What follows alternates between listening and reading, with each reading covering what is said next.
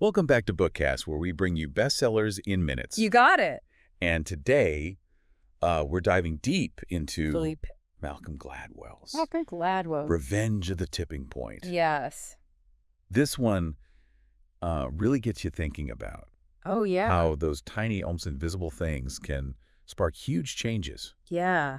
It kind of makes you look at the world differently, you know? Absolutely. It's like he's pulling back the curtain and showing us the machinery behind trends, epidemics, all these things we think just happen randomly. Exactly. Yeah. And he starts off with this wild story. He does. About Philip Esform. Philip Esform's, yeah. Businessman who moves from Chicago to Miami. Oh. And ends up caught in this massive Medicare fraud scheme. Oh, wow. It's crazy. Yeah. It's almost like Miami itself played a part in his downfall, right? Right. And that's where Gladwell introduces this idea of the overstory. Yeah, the overstory. Okay, overstory. What's that all about? Well, imagine it like this. Okay. Every place has its own unique history culture, set of unspoken rules. Okay. It's like a backdrop, a hidden narrative I see. that shapes how people in that environment behave. Oh, okay. Gladwell argues that Miami, with its history of, let's just say, flexible ethics in business, created an overstory that made this kind of fraud more likely to happen. So you're saying that just by being in Miami, Esformes was more susceptible to getting involved in this shady business. Well, that's kind of unsettling. Like, how much control do we actually have over our own choices? That's the question Gladwell is raising, isn't it? Right, right. It makes you think about the pressures, the expectations, the norms that surround us every day, and how they influence our decisions, even subconsciously. Like you move to a new city. Totally. And suddenly you're wearing different clothes, eating different food. Yes. Maybe even thinking different thoughts. Exactly. And Gladwell doesn't stop there. Oh, no. He connects this idea of the overstory to things like Waldorf schools. Waldorf schools. And vaccine skepticism. Wait, really? What's the connection there? Well, Gladwell argues that Waldorf schools, with their emphasis on natural living, and a certain distrust of mainstream science, create an overstory where vaccine hesitancy can thrive. Wow. He's not saying every Waldorf parent is anti-vaccine, but the environment fosters a particular set of beliefs that makes it more likely. So the overstory is kind of like this invisible force field. It is, that pushes us in certain directions. It makes you wonder, what's the overstory of my life, my city, and how is it shaping my choices? That's the question. Yeah, wow. And that's the brilliance of Gladwell. He takes these seemingly random events, like a businessman's move or a particular type of school, and reveals these hidden patterns, these invisible forces that shake our world. Okay, so we've got overstories influencing behavior. Right. But how does this all tie back to tipping points? Well, Gladwell argues that overstories can create the conditions for tipping points to occur. They can accelerate or inhibit the spread of ideas, behaviors, even diseases. Remember, a tipping point is that moment when a small change triggers a massive shift. Like that one person who sneezes on a plane. Exactly. And suddenly the whole flight is infected. Exactly. But it's not always so obvious. Sometimes the tipping point is hidden, like in the overstory. This is all so fascinating. It's like I'm seeing the world with new eyes. Me too. And it gets even more interesting when Gladwell dives into this concept he calls the magic third. Magic third, okay. Have you ever been in a situation where you felt like the odd one out? Oh, absolutely. The only one with a different perspective. Especially in meetings at work. Oh, yeah. Meetings. Sometimes I feel like I'm the only one. Pushing back on an idea. Gladwell talks about how being in the minority, especially a small minority, can be incredibly isolating.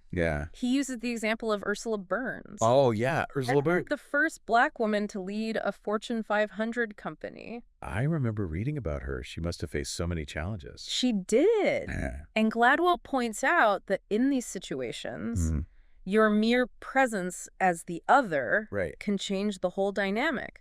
People become hyper-aware of you. Oh, I bet. Which can be both empowering and exhausting. I can only imagine. But where does this magic third come in? Well, Gladwell highlights research that suggests when a minority group reaches around 30% representation. 30%, okay. In a given setting, things start to shift. It's like this critical mass where the minority voice can no longer be ignored or dismissed as an outlier. So 30% is like a tipping point for influence. Exactly. That's interesting. And it applies to so many things. Yeah. Corporate boards, classrooms, even social movements. Wow. It's this idea that a critical mass of diverse perspectives can change the entire conversation. Wow. I never thought about it that way. It does, right. It makes you think about the groups you're a part of. Yeah. And whether they have that critical mass of diversity. Right.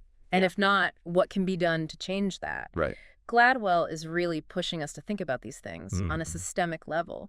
This is all mind-blowing stuff. I'm starting to see tipping points everywhere now. Me too. And speaking of tipping points, we can't forget about the concept of super spreaders. Okay, super spreaders. This one is a bit unsettling. Yeah. Especially after everything we've been through with COVID. Oh, yeah. Yeah. I remember those early days of the pandemic. I know. When we were all trying to figure out how the virus was spreading so quickly. Right. And Gladwell dives into the story of the Biogen Conference, which became a super spreader event for COVID-19. Oh, wow.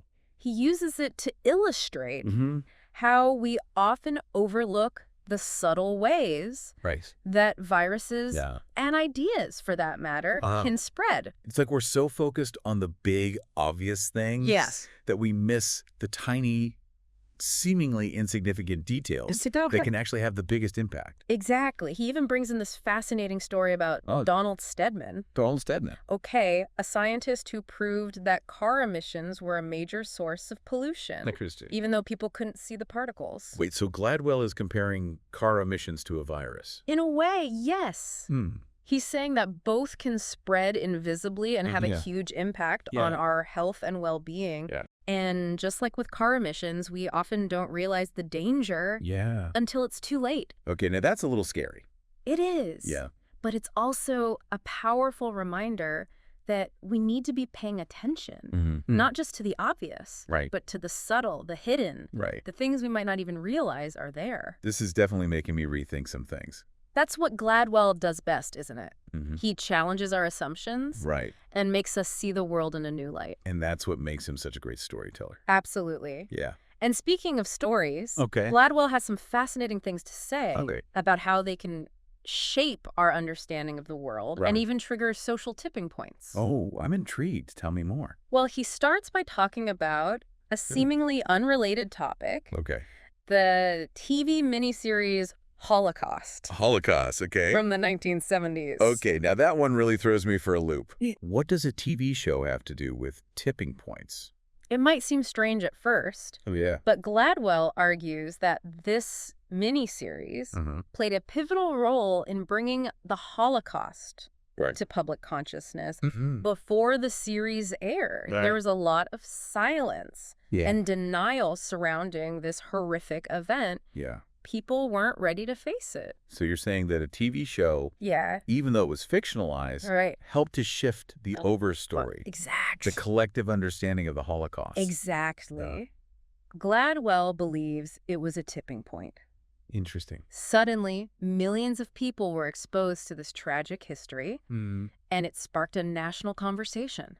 Wow. It paved the way for Holocaust museums, education, and remembrance efforts. Wow. That's incredibly powerful. It is. It really shows you the potential for stories to change hearts and minds. It does. And it's not just historical events. No. Gladwell also points to the sitcom Will and Grace. Will and Grace, as an unexpected catalyst for social change? Wait, Will and Grace. Yes. The sitcom about gay friends in New York City. That's the one. Okay. Gladwell argues that this show, while often lighthearted and comedic, played a significant role in normalizing gay relationships for a mainstream audience. I remember watching that show and thinking, how refreshing it was to see gay characters portrayed as just people. Exactly. And that was Gladwell's point.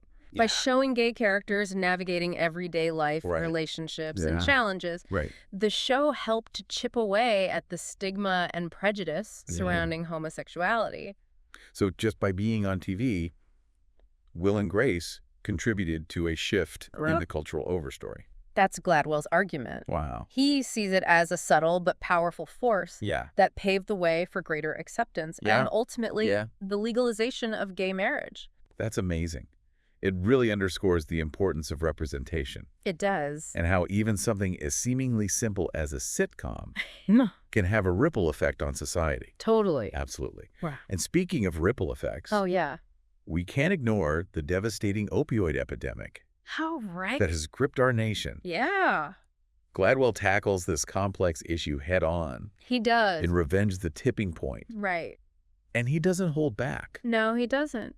I remember reading about his critique of the pharmaceutical industry. Oh, yeah. When this book came out. Yeah. What were some of his key points? Yeah. He starts by tracing the history of OxyContin. Okay, OxyContin. This incredibly potent painkiller that was marketed as a safe and effective treatment for chronic pain. Right. But as we now know, that was far from the truth. It's terrifying how many people became addicted to OxyContin. It is. Because they trusted their doctors, who themselves were misled by the pharmaceutical companies. Exactly. And Gladwell delves into the flawed research that downplayed the addictive potential of OxyContin and the aggressive marketing tactics used by Purdue Pharma. Purdue Pharma. The maker of the drug. It's like they were deliberately creating a market for addiction. Well, Gladwell doesn't say that outright. Right. But he presents a compelling case. He argues that Purdue Pharma targeted specific doctors who were more likely to prescribe opioids liberally. So there were like super spreader doctors for opioid addiction. That's exactly what Gladwell suggests. Wow. He highlights how a small percentage of physicians were responsible for prescribing a disproportionate amount of OxyContin, fueling the epidemic. So just like with the Biogen conference and the spread of COVID, a few key individuals had an outsized impact on the trajectory of the opioid crisis. Precisely. Wow. And it gets even more disturbing when Gladwell brings in the role of McKinsey & Company. McKinsey & Company? The consulting firm. McKinsey. What do they have to do with the opioid epidemic? Well, it turns out that McKinsey advised Purdue Pharma on how to target these high-prescribing doctors, essentially helping them to create a strategy for maximizing sales of OxyContin. That's just wrong. Yeah. It's like they were knowingly contributing to the suffering of millions of people. It's a complex issue. Yeah. And Gladwell doesn't offer easy answers, but he certainly raises some difficult questions about the role of corporations, consultants, and even doctors in fueling this crisis. This is all so much to process. I know, it's heavy stuff. Yeah. But it's also incredibly insightful. Right. And that's what makes Gladwell such a compelling writer. He forces us to confront uncomfortable truths and rethink our assumptions about the world. Well, we've covered a lot of ground today. We have. From the power of place to the influence of stories, from the magic third to the unsettling reality of super spreaders. Yes. We've seen how tipping points shape our world. It is amazing. In ways we often don't even realize. We don't. Yeah. And in a world of information overload, it's more important than ever to understand these dynamics. Right. We need to be critical thinkers, questioning assumptions and considering different perspectives. Exactly. And that's exactly what Gladwell encourages us to do. He does. In Revenge of the Tipping Point. Absolutely. Yeah. He's given us a framework for understanding how change happens. Yeah. And it's up to us to use that knowledge wisely. This has been an incredible deep dive. It has. I feel like I've learned so much already. Me too. And we're not done yet. Oh, there's still so much to unpack. In Revenge of the Tipping Point. Right. But for now, we need to take a quick break. We do. We'll be back in a flash with more from Revenge of the Tipping Point. More Gladwell. Don't go anywhere. Stay tuned.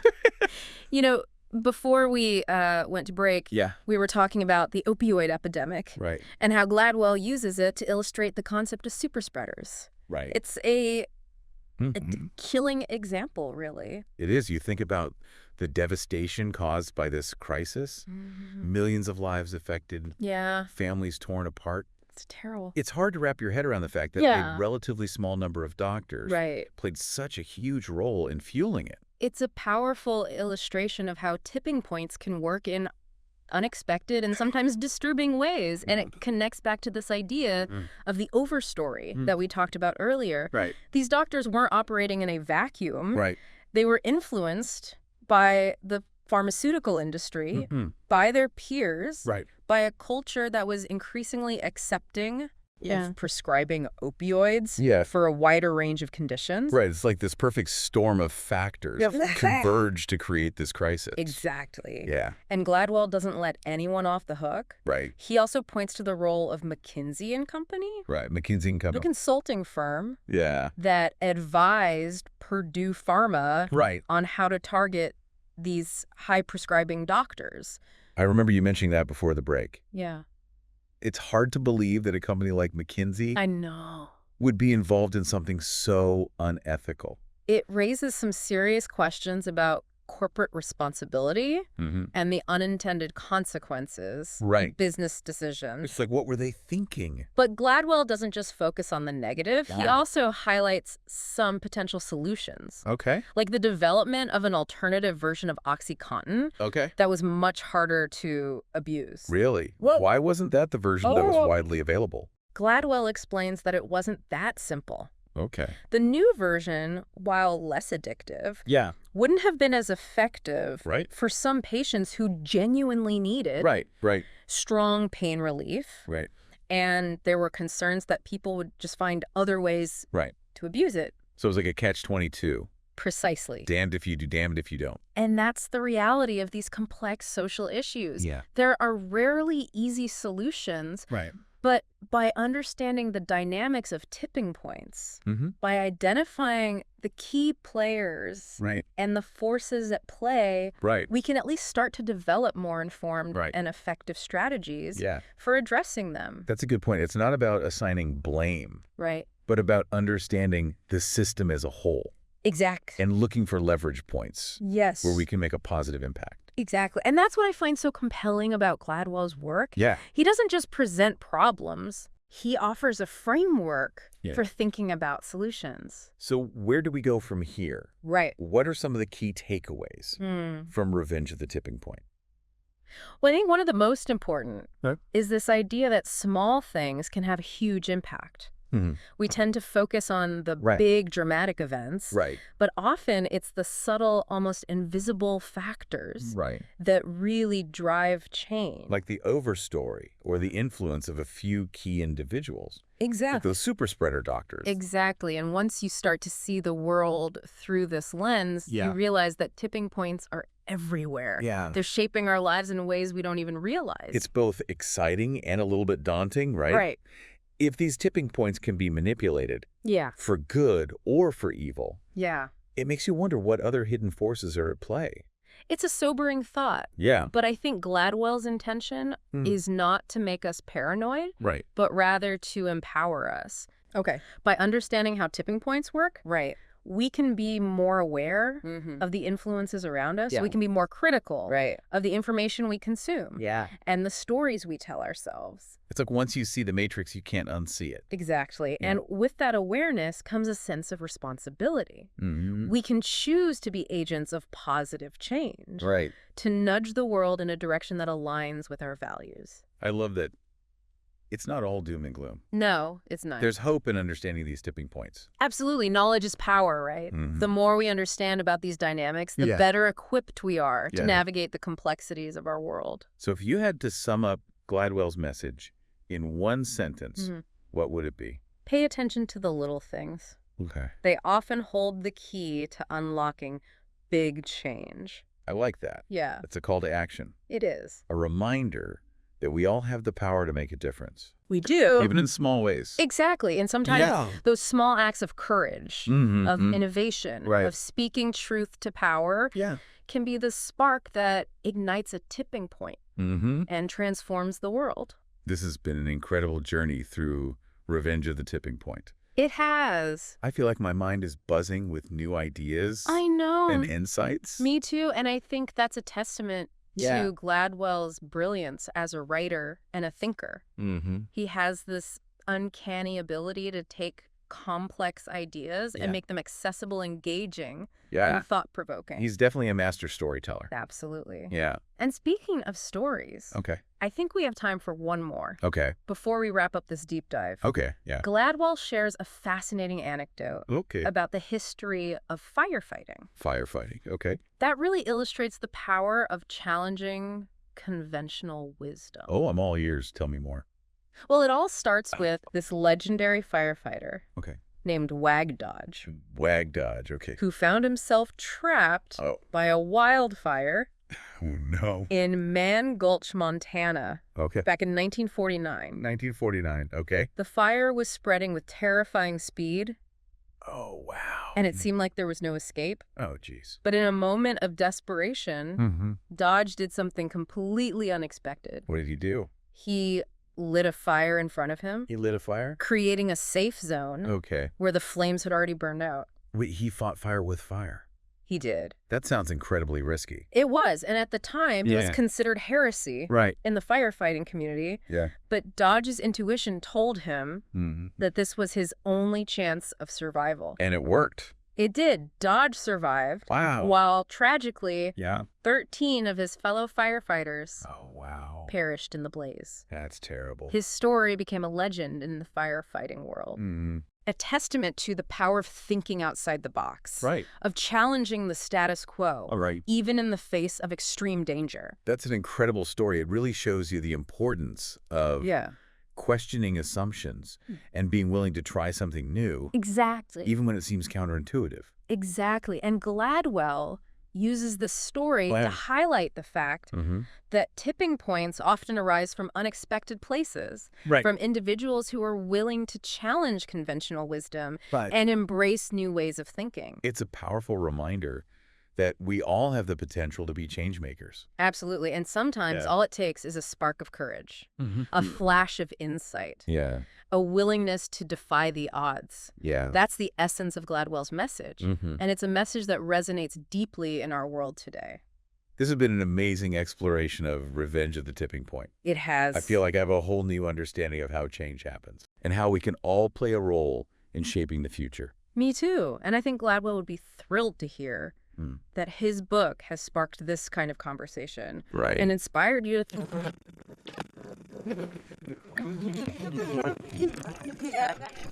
Gladwell, Revenge of the Tipping Point. Another good one. Another bestseller conquered in minutes. That's right. Right here on BookKast. And as Gladwell reminds us, those minutes can matter more than we think. Right. They can be the catalyst for a cascade of change, for a ripple effect that transforms our lives and the world around us. So keep those minds open. Keep them open. Those hearts curious. Yes. And those eyes peeled. That's right. For those tipping points. You got it. They're everywhere waiting to be discovered. They are. Join us next time on BookKast for another deep dive. Another deep dive. Into a must-read book. Yes. Until then, happy reading. Happy reading, everyone. That was an incredible story about Wag Dodge. Yeah, Wag Dodge. And the Man Gulch fire. Man Gulch. It really highlights how sometimes the best solutions come from the most unexpected places. They do. It's a perfect example of what Gladwell calls the power of context. Okay, the power of context. Dodge's actions, while seemingly reckless, made perfect sense in the context of that specific situation. Right. And it's a reminder that we need to be careful about applying rigid rules and assumptions. Right. Especially when dealing with complex and unpredictable situations. Yeah, it's like sometimes you have to break the rules to make progress. Exactly. Right. And that's a theme that runs throughout Revenge of the Tipping Point. Right. Gladwell challenges us to question our assumptions, to look for the unexpected connections, and to be open to new ways of thinking. This has been such an eye-opening conversation. It has. I feel like I have a whole new understanding of how change happens. Yeah. And how we can all be a part of it. We can. Yeah. And I think one of the most important takeaways from this deep dive is that we shouldn't underestimate the power of small actions. Right. Sometimes the smallest spark can ignite a movement. Like that one person who decides to speak up against injustice? Exactly. Or the innovator who dares to challenge the status quo? Exactly. Those are the kinds of actions that can trigger tipping points. Right. And create lasting change. So as we wrap up this deep dive into Revenge of the Tipping Point. Revenge of the Tipping Point. What's the one thing you want our listener to take away from this conversation? I think Gladwell would want us to remember that we all have the potential to be change makers. Right. We don't have to be famous or powerful to make a difference. Right. Sometimes all it takes is a willingness to see the world differently, to question the status quo, and to take action. Yeah. Even when it seems like a long shot. Beautifully said. I think that's a perfect note to end on. I think so too. Well, folks, that's Revenge of the Tipping Point in a nutshell. Gladwell in a nutshell. Another bestseller conquered in minutes, right here on BookKast. Bestsellers in minutes. Gladwell in minutes. Thanks for joining us on this journey. Thanks for being here. We hope you've enjoyed this deep dive into the world of tipping points. Absolutely. And remember, keep your eyes peeled for those subtle shifts, those unexpected connections, those moments where something small triggers something massive. Yes. You never know where the next tipping point will come from. Until next time, keep those brains buzzing and those hearts open to the possibility of change. Buzzing brains, open hearts. See you next time on BookKast Bestsellers in Minutes. Bye, everybody.